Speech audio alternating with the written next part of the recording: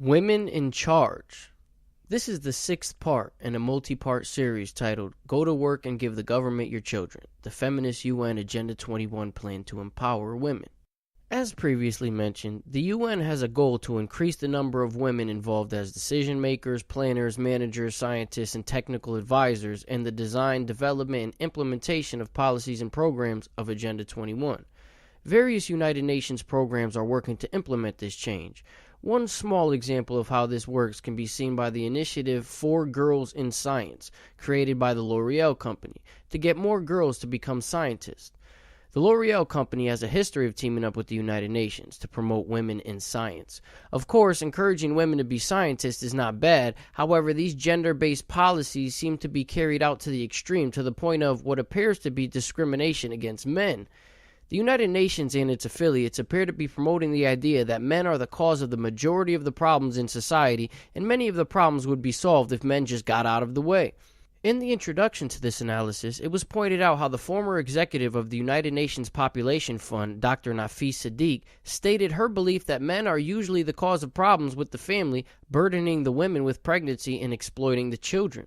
The concept that men are the problem is being spread in the political realm as well.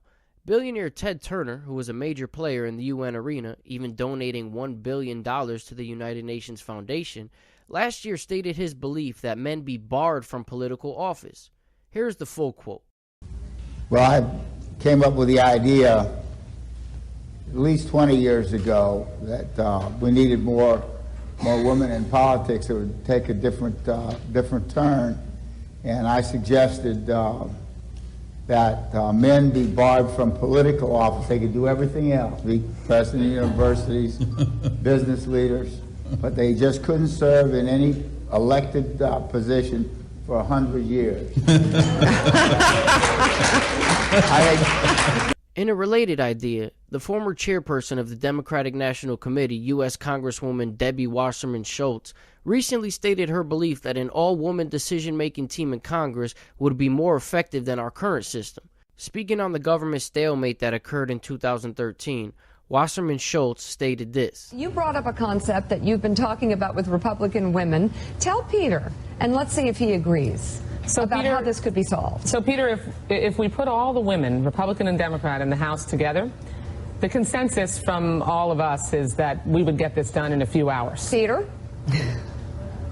Well, I don't know. I think you should put Sarah Palin in there also with you, Debbie, and that would really... You know, no, listen, you know, I would argue that even if Sarah Palin were in the room, that we could find a way to get to yes. Because okay, unfair that's question, usually Bob. women's goal. Yeah. Peter, how do we get to the... As a side note, Wasserman Schultz is an active supporter of Planned Parenthood, an organization that has a history of working with the United Nations and is mentioned at various times throughout this analysis. In the next part in this series, we'll be looking at how school curriculums are being manipulated in order to change gender norms among other goals of the UN feminist movement. Thank you for listening, subscribe to the channel, and watch the related videos.